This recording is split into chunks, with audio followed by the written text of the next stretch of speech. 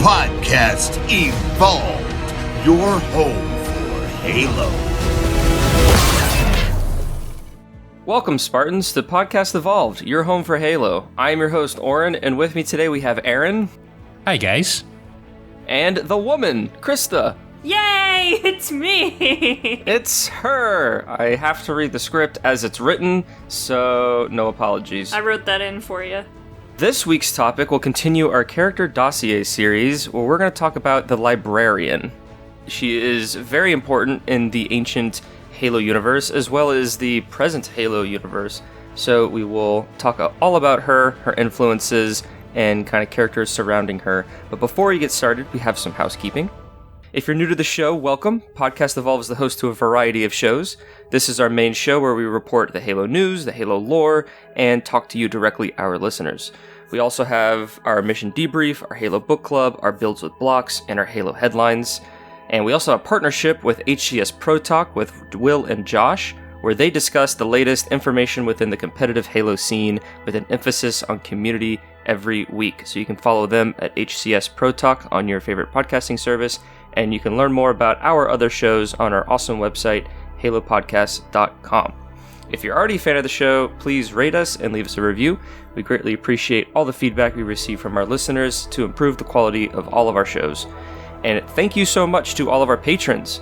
You guys are amazing, and you definitely keep the lights on and allow us to do so much more, and we've been growing and growing and growing over the last couple of years thanks to you guys. So thank you guys so much. If you would like to become a patron, you can check out what we have to offer at patreon.com/HaloPodcastEvolved to learn more. And finally, we encourage our listeners to support Audible, where they can enjoy the growing collection of every Halo novel all in one place, along with thousands of other novels, guidance wellness programs, and more. And you can use the URL audibletrial.com/podcastevolved to learn more and start your free trial today. Right, now, the Librarian. But before we talk about the Librarian, it's been a little while since we did our last dossier. Krista, do you want to regale us on what our last dossier was? Just kind of a brief overview so that everyone who missed it can go back and listen to it because it was amazing. Oh yes, I would love to. The last dossier we did was of 343 Guilty Spark, which I may or may not have a obsession with. Of course, this is going to be spoilers for some of the books, specifically Point of Light and the Forerunner series, so we're just going to kind of go through some of the points we talked about on that episode. So originally, he was an ancient human named Chakas. He would become friends with the Didact, which is not the Didact in Halo 4. He's another Didact, very confusing. He was composed after being mortally wounded on Zeta Halo, and then eventually became the Monitor 343 Guilty Spark. He would eventually be killed, quote unquote, by Master Chief in Halo 3. His carapace was eventually found and revived by the crew of the Rubicon, and he would go on to serve on the Ace of Spades and become friends with the human crew. Currently, he has just kind of yeeted out of the Halo universe onto this clone of Earth called Bastion, and that's where he currently resides. Somewhere we have no idea where it is right now, so if you thought he would show up in Halo Infinite, too bad. We all had our hopes, though, as soon as we learned from, the third page where they're going to go to Zeta Halo. So end spoilers there for Point of Light. But that was a pretty good recap of 343, and of course, we get down into the nitty and gritty in our last character dossier. And I also want to shout out, we did interview Tim Didabo, so that is another episode. I don't want to be so self-serving, but to plug our own stuff. But that interview is amazing, and if you have any sort of liking for that man as a human being, as well as 343, it's a really good interview. He is quite a just wonderful man. He has some great tidbits on early Bungie and stuff like that as well. That's really interesting that he talks about. So if you want some early Bungie lore and stuff like that, he worked with a bunch of cool people at Bungie that he really got close to, so he has some fun stories. Yes, indeed. Right, well now for the topic of the show, I'm going to swing it over to Aaron, and let's learn about the Librarian. Who was she, who is she, and how does her height compare to that other character in that other video game? I was doing the script for this and it gave me flashbacks to having to talk about the lore of the mantle. This is one of these super duper long ones where there's a stupid amount of backstory. So, some basic facts to get out of the way before we start. The librarian's actual name is not the librarian. She is called First Light Weave's Living Song. Doesn't quite flow off the tongue. No, it's not quite as smooth as like Librarian or Life Shaper. It's a little bit of a mouthful. Even some of the other Forerunner names are easier to kind of say, but not hers. Yeah. Born Stellar makes Eternal Lasting is much easier to roll out than that. Also, we very rarely ever see her real name mentioned anywhere, so it's just Librarian. She was born approximately 108,445 BCE, and she died roughly 97,445 BCE, which makes her, at my rough maths, about 11,000 years old. Oh wow, she's still a spring chicken. Yep, she lived quite some time. This is the bit Krista has added crucial information in here. So she is 2.9 meters tall, or 9.6 feet, which is, and I quote, literally the same height as Lady D. In Resident Evil Village. I suppose it's technically fitting because she is already the Halo mommy, so... Yeah, we like Halo mommy. I'm not sure. It didn't give me a value for her cleavage, so we are unaware if she competes with Lady D in that department. Only time will tell. Once the Halo fan fiction comes out, we'll learn more, and we'll let you know. That's a throwaway line for the next author writing a Halo novel about anything to do with the Librarian. Just putting it out there. She weighed approximately 200 kilograms, or 441 pounds. Her hair was white, her eyes were violet. Her rank was Life Shaper. And a point of interest, the Librarian was born with only 5 fingers in each hand instead of the more standard 6 or 7 that most Forerunners have. Which is something we only recently learned, right? Yeah, I think that was something that, well, I it was at least highlighted in Point of Light. I didn't pay, I guess, that close attention to Halo 4, but it seemed like a relatively new trait that we learned. It's a good job I linked it here so I can go and see. I don't remember paying any attention to her hands in Halo 4.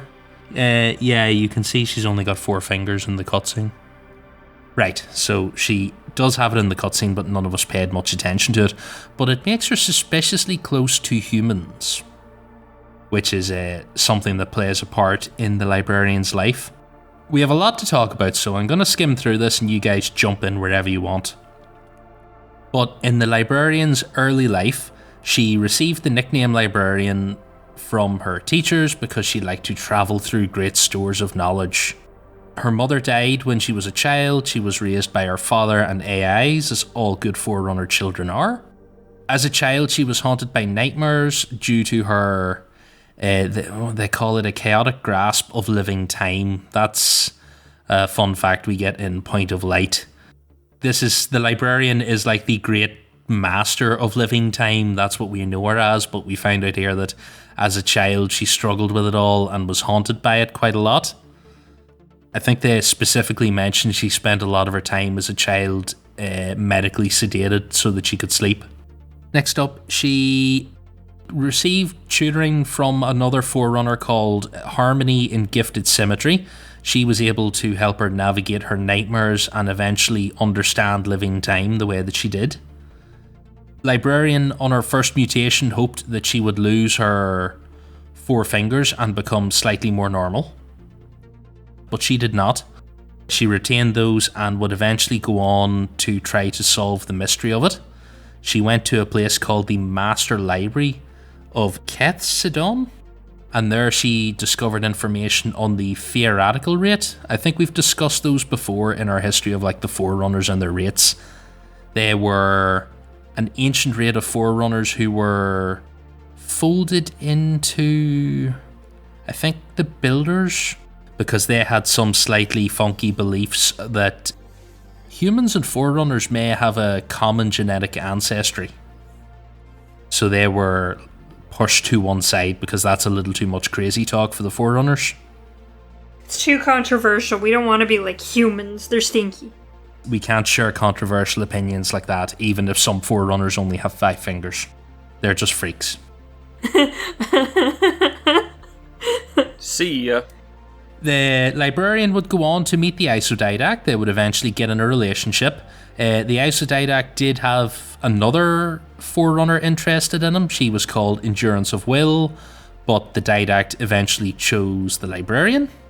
They would go on to settle down on the Forerunner world of Numdagro, where they would have several children together who would all go on to become warrior servants like their dad. Was this the Isodidact, or this is the Didact? That's the Didact. Okay, alright. Because you said ISO, so I just wanted to... Oh, did I? All of the Librarian's children were spawned from the Didact. Then that was a slip of the tongue, yes. Didact. ISO's not here yet. No, he doesn't come until much later.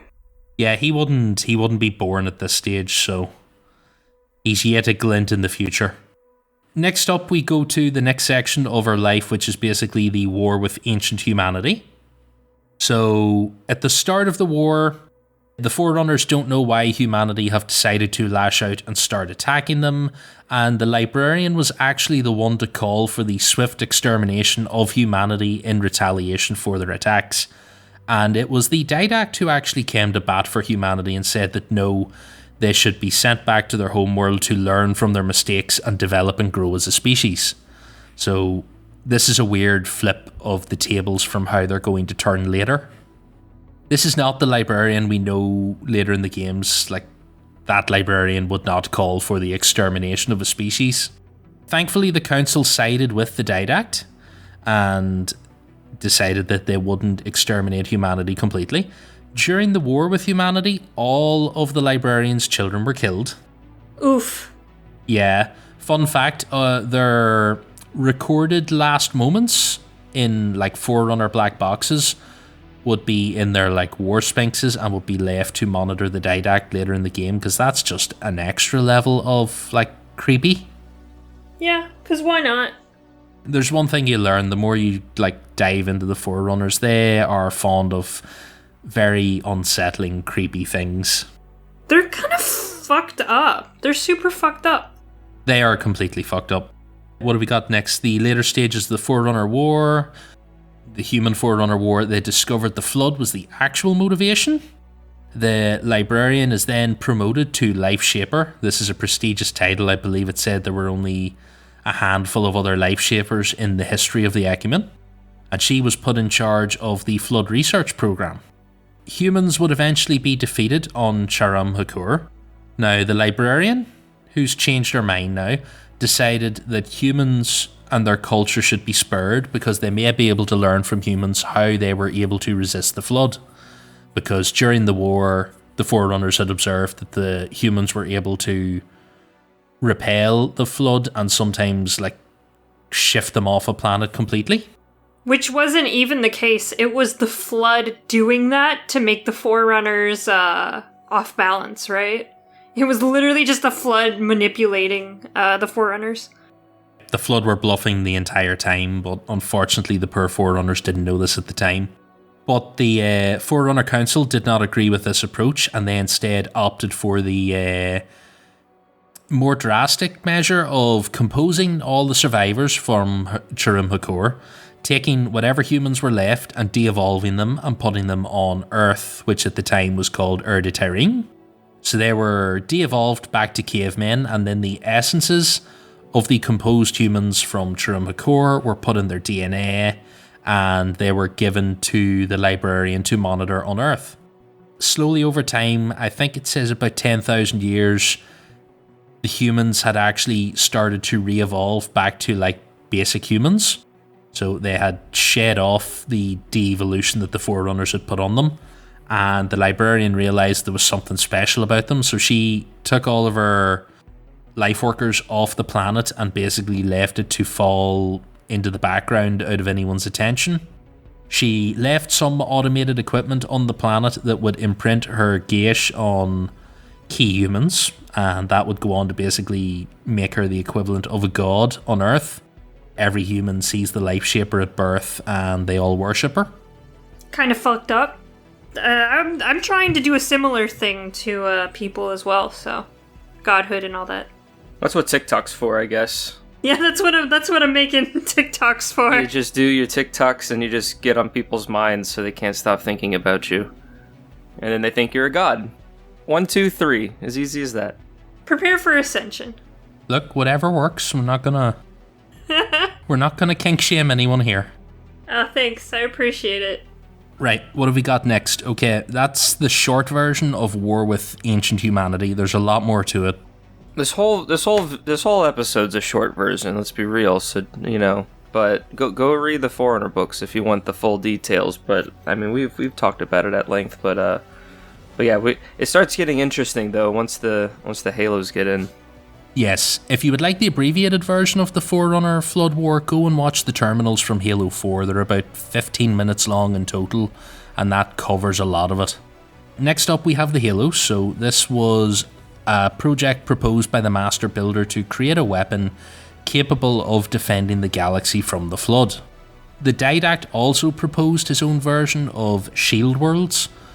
His idea was you would have Shield World bunkers dotted around the galaxy, and the Forerunners and their troops could move from world to world via portals and fight the Flood wherever they needed to. It was a pretty good solid theory because the Shield Worlds can all hide in slip space and are, in theory, unreachable by the Flood. But the Council decided to go with the Master Builder's proposal instead. So this would lead us to, eventually, 2 Halo arrays. Krista, what were their names, please? The senescent array is the older array, and the neoteric array is the newer array. I knew I could rely on you. This is the only reason you guys keep me around, is to remember that one piece of lore. You can tell us which array is which, and then we can carry on again. Yes, the Master Builder wins. The Librarian realises she has to either side with him or lose her station, sticking up for her husband. So she comes to a compromise with the Master Builder and sets up the conservation measure, which is basically a program to catalogue and preserve life in the galaxy so that it can be repopulated after the activation of the Halos. And that took the form of reserves on both the Greater Arc and the Lesser Arc, and reserves on the Halos themselves. They set this up, and then unfortunately the poor Didact has to go into exile because he lost his fight, so he's put in a cryptum, and the Librarian would relocate that cryptum to Erda Tyrene and set up an elaborate series of puzzles and quests and events that would only be triggered when a certain Born Stellar would eventually make his way to Earth. And then we move on to the next bit, which is Path Chthona. While the Librarian has the Didact off asleep, she has to keep herself useful to the Council, so she proposes an expedition to the satellite galaxy outside the Milky Way called Path Chthona, where they believe the Flood may have originated from. I think they also, at this stage, believe that it may have been where the precursors came from. She sells this to the Council as an expedition to see possibly where the Flood come from and we could find a cure. They build her a ship called the Audacity, and she heads over to the galaxy and finds ancient Forerunners still alive on a planet. It's all a bit weird. They're kind of de-evolved, and they're living there. They're almost living in exile. Yeah, they were too ashamed of their actions because it actually turns out that ancient Forerunners wiped out the precursors. Like genocide. Oh yes, they wiped almost all of them out with the exception of a handful. They did a big genocide. A very big genocide. And these guys were the survivors. They couldn't face going back to the Milky Way. So instead they chose to live a life here where they kind of de-evolve. Some of them live on as sentient creatures, and I think some of them live on as like livestock animals and all. It's a bit weird. But they've lived here for thousands of years and hidden away. The Librarian learns all of this information and basically finds out what caused The flood was the Forerunners rising up against the Precursors and the Precursors wanting revenge. Well, they don't have all the details just yet. Also, thanks to Point of Light, we find out that while the Librarian was here, she discovers a cave where 2 Precursors were sheltered by the ancient Forerunners. They were badly injured and chose to die rather than heal themselves, and they spawned a series of specimens, plants? Yeah, they're like flowers, question mark? It seems that the Precursors spawned from these sort of flower-like creations. So she finds these samples. Now these are pure, untainted Precursor. They do not have the genetic memory of the ancient Precursors that were wiped out. They do not harbour the grudge that the Gravemind has. So these could go on to form an entirely fresh Precursor species. The Librarian takes them on her ship but keeps them secret from the Council. And then she smuggles them to her secret base on Bastion. I like her secret base is just an entire planet, because why not? What a great secret base. Yeah, the Forerunners really seem to do an awful bad job of keeping track of their shield worlds. There are too many of them. And they're everywhere. She secures this world, Bastion, and reshapes it into like an idealized version of Earth. And on it, she sets up a nursery for these Precursor samples and starts to nurture them over the centuries. She also has a copy of the Audacity belt called the Eden, and its super secret mission is when the time is right, the Precursor samples will be loaded onto it and it will be escorted by Forerunners to a secret place far outside the galaxy where the Precursor species can start again from scratch. And that is her great plan to set right the crimes that ancient Precursors did against the Mantle by wiping out, or that the ancient Forerunners did by wiping out the Precursors. It also almost sets the timeline straight, because living time was horribly damaged when the flood was created because it was never really meant to be. So it created a Nexus event, and then the Librarian had to send in the TVA to stop it. Oh my gosh. Subtle. She's not wrong, though. I mean, it is true. It is true, though. She does talk about how, like, this entire genocide of the Precursors was unbalanced living time, and so it unbalanced living time one way, and then the flood kind of swung it back in the other direction. But she was hoping that creating or at least letting the Precursors start to populate the galaxy again would balance out living time again. Yeah, that's where we leave off with Bastion, and then we roll into the Flood Forerunner War, which is another really pleasant time in the history of the Librarian. The Librarian puts a plan in place to bring the Didact back out of exile to help fight the Flood. This plan is by implanting certain gases in ancient humans, and she sends one of her AIs to Born Stellar to coach him and encourage him to travel to Tyrene in search of treasure. He is looking for... the greatest treasure of all, friendship. Yes, friendship. And another man's wife. Those are the two great treasures. Which he steals the wife from. Yep. The ultimate treasure, stealing another man's wife. Yeah. Taking another man's wife. He goes to Earth and sets those things in motion. There's a whole massive history. We will probably cover the Didacts at some stage because that's a whole other massive chunk of story in itself. But the Librarian would eventually meet Born Stellar on the Greater Arc. He, at this stage, was almost complete in his transformation into the Didact.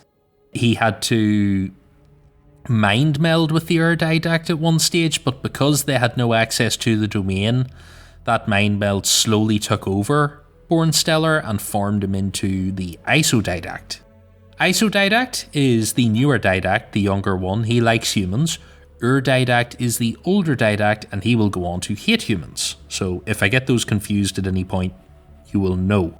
At this stage, when they meet on the Greater Arc, they believe that the Didact is dead because the Master Builder sentenced him to death and had him executed and sent adrift on a ship in flood space. So, of course, naturally, the Isodidact and the Librarian shack up, and she takes him on as husband 2. Would it be husband 1.5 because he's technically an improved version of the old one? Maybe. 1.1. Next He's version. younger and more mentally stable. He's not a 2.0, he's like something else. They become a thing together, and then the Librarian goes off back to continuing her task of indexing life in the galaxy. The Didact is eventually recovered, so he's been adrift in space for quite a few years and has been brutally mentally tortured by the Flood. The Grave Mind has broken his mind in quite a similar way to Mendicant Bias and Cortana and a few others. This Didact eventually comes back on the scene and snaps. He composes the humans that are on Omega Halo, which was parked outside the Greater Arc. The Librarian realizes that there is currently no saving the Didact and she has to do something drastic. So she orders Chantagreen and Monitor Chakras to round up the remaining humans and travel to the Lesser Arc. Chakras also takes the Isodidact there as well, and then the Greater Arc would later be destroyed by Mendicant Bias. The Librarian then travels to Requiem. She goes and locks up the Didact in the Cryptum, and now she has a good plan. She hopes that while the Didact is in the Cryptum, he will have access to the domain, and that will heal his psychological PTSD from the Flood. And it's a great plan in theory, but it's not going to work. She also sets things in motion because she plans for the Didact when he eventually comes out of the Cryptum. She wants him to teach humanity to do better than the Forerunners did and make themselves a better species. She leaves an imprint of herself in Requiem, and she also leaves the Janus key there, and both of those are intended for the Didact for when he awakens. Then we go on to the final stage of the Librarian's actual life, which is oddly only about halfway through everything. The Librarian, in an attempt to distract the Flood from finding the Lesser Arc, travels to Tyrene and sends out a message to all the Forerunner ships still in the galaxy to draw them into the planet. So now the Flood know that she's there. When she arrives on Earth, she meets with Chantagreen, who has gathered up the last of the humans. She transfers the title of Life Shaper to Chant, and she sends her and the last of the life workers back to the Ark. Then she summons a Gargantua class transport that Chakras had. She summons that to Earth, and she has that break down and reassemble to form the portal at Voy that constructs the generator, and then she has it buried, and that will be humanity's link to the Ark when they're ready. And then the Flood arrive at Earth, and they bring a message in the form of a couple of humans with the imprint of the Lord of Admirals and a few of his soldiers. And the Lord of Admirals breaks the news to the Librarian that when the Halos are fired, they will destroy all precursor technology, which the Librarian knew, and then they tell her that the domain is actually a precursor creation, and that when they fire the Halos, it will destroy the domain. And then she realizes that she has left the Didact locked in a Cryptum. With no internet. Yes, he's locked in this Cryptum with no internet to go insane by himself. Yeah, that's what happens when I don't have internet either. Yeah. It's very traumatic. She realizes bad things are about to happen. And the domain's very important as well because it is the stored repository of all Forerunner and precursor knowledge. And if it's destroyed, that's not a good thing. So as her final act, the Librarian does two things. She builds a facility in Mount Kilimanjaro and leaves another one of her imprints there. She also uses Catalog to send a message to the Isodidact on the Lesser Arc. In it, she has instructions on what he can do to fix the domain, but the Isodidact actually doesn't open it at the time because he thinks it's a trick by the Flood. Shortly after she sends that message, she's actually killed in the firing of the halos because that's the last act that the Isodidact has. He gets this message, he thinks it's the Flood, he then fires the halos. And then this takes us on to the Librarian's life after death, basically. So, I have summed up the legacy of the Librarian in 3 bullet points because otherwise we'd be here forever, but we can fill these out as we need. The first one is that the Isodidact didn't read the Librarian's last message for almost a century. He stayed on the Lesser Ark and monitored things, and then when he did read it, it sets in motion the events of the short story Promises to Keep from Halo Fractures. I believe we have a book club on that you can go and listen to. The short version of that is they go back to Mithrilian because they realise that the domain is actually there in the core of Mithrilian itself. They find out that the AI, I forget its name now, that runs the domain is like badly damaged, angry, upset, and one of the Forerunners merges with that AI to repair the domain and bring it back online. That is the short version of what happens there. It's quite a good story. It's definitely worth reading. Yeah, and it sets up what the last of the Forerunners did after the reseeding of the galaxy. So it's something you can just go and have a look through. Okay, now we get on to the Librarian's imprints. So the first imprint we come across is in Halo 4. This imprint kidnaps Cortana and then talks to John. Which is a great way to introduce yourself to anyone. Kidnap one of their closest friends and then introduce yourself. Be like, hey, I know I kidnapped your daughter, but my name's Krista. It's really nice to meet you. I'm a big fan. Yeah, yo, what's up? I'm going to offer you some gifts, but not really tell you what it means. She tells John that the Didact is insane and he's going to try to wipe out humanity with the Composer, and that she can make John immune to the Composer, and he agrees. She gives him a zap. We don't exactly know what else she did to him, but he can no longer be composed, which is always good. It just knocks him out for a while, which maybe not ideal. I mean, you get a nice nap. You don't have to watch the people get composed as well around you. You get to sleep through that, which is great. Sleeping through traumatic events. Well, that is a good point because Cortana did not take that well. No, Cortana had to watch all of it, but Master Chief got a nice little nap. That haunting line she has at the composing scene or after it when she's like, I could hear them screaming in the data link as they were uploaded, and you're like, oh, that's extra fucked up. Yeah, it's like, ooh, oops. It all roads lead back to the Forerunners were fucked up. Pretty much. Okay, this imprint of the Librarian also goes on to deal with Halsey in the fantastic addition to Halo 4 called Spartan Ops, one of the best campaigns you'll ever play. Isn't that right, Krista? I don't want to live anymore. For those that have listened to Mission Debrief, Krista played all of them again. I had to play all of them again for Mission Debrief. And almost lost the will to live. Yeah, I had a couple bouts of insanity. In its defense, the story's good. It's the super repetitive missions that are not.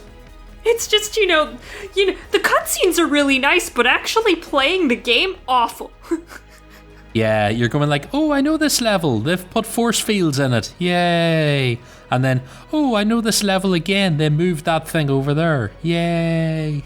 I'm just gonna mindlessly kill enemies for like 50 hours. Yay. Yay. Not the most fun, but it does tie up the story in this. So the short version is Dr. Halsey gains access to the imprint.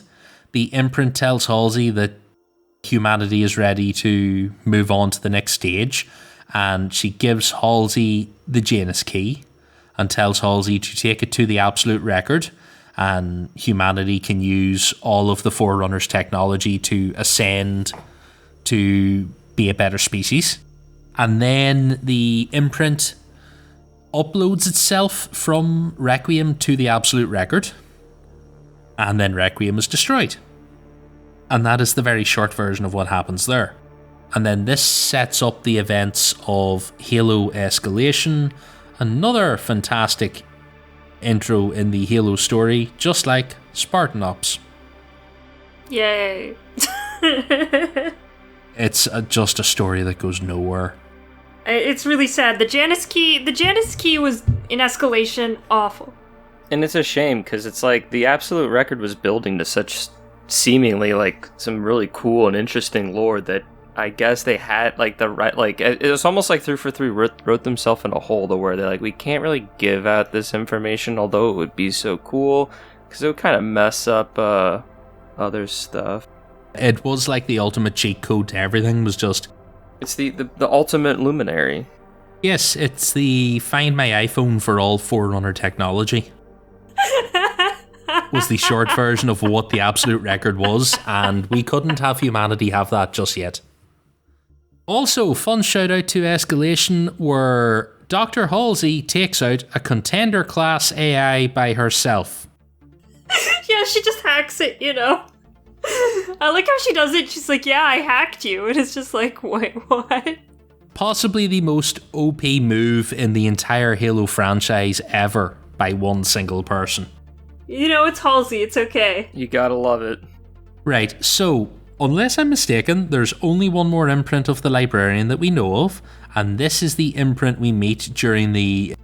Do we call it the Rion Forge saga novel series? I think we call it the Ryan Forge saga. Ryan. I've fallen into the audiobook trap. I say Rion because of that first audiobook. It's ruined me forever. David says Rion as well. What a scrub. I blame the audiobook. Yeah, I think it's a saga, because there's definitely going to be another book, or at least another story, because I feel like Ryan and her crew have another story to tell. Fair enough. Or if you want to say trilogy right now, because there's 3, but it will soon be saga. We will go with saga just and be optimistic that we get another one. Right, the short version of this, you can go and listen to the book clubs and read the books. Spark he eventually makes his way to Mount Kilimanjaro. There he interacts with the imprint of the Librarian that she left just before her death, and the imprint of the Librarian gives him a key and gives him a choice. She says, you can come with me to the Absolute Record and we can go into storage and live out eternity together, or you can stay with your new friends and help them. He does ask about his old friends, and like he wants to be uploaded to the domain to be with Gamelpar and that, but the Librarian basically warns him that you get the good with the bad with something like that, and it's not maybe the ideal thing you want to do to yourself. Spark makes a choice. He stays with the Ace of Spades.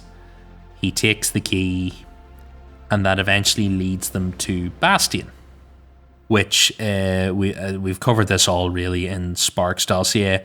But the Bastion events lead to him being given control of Bastion, and the Eden, which is the replacement to the Audacity, launching with the Forerunner, whose name I can't remember, and going off to reseed the precursors in another galaxy.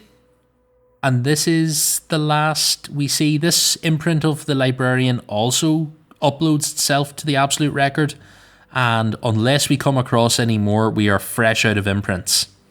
And that is the last we have of any interactions with the Librarian and her plan. What do we think? She's a cool lady. We've said it time and again. You know, like it's always one of those things where it's like we think we've seen kind of the last of her, but she keeps popping up. So I think it's important to know kind of who she is and where she came from, because we never know when we're gonna see more of her. Like, she has such a presence in the galaxy. She could be anywhere, and she is everywhere. So it's just really, really interesting, and yeah, it can get confusing because she is everywhere. But yeah, I think that was very, very well done, Aaron. Thank you. Good job, Aaron. There's a lot to cover. There is a lot to cover, and this is assuming that 343 don't decide to whip up another imprint someday when required. Oh, they could.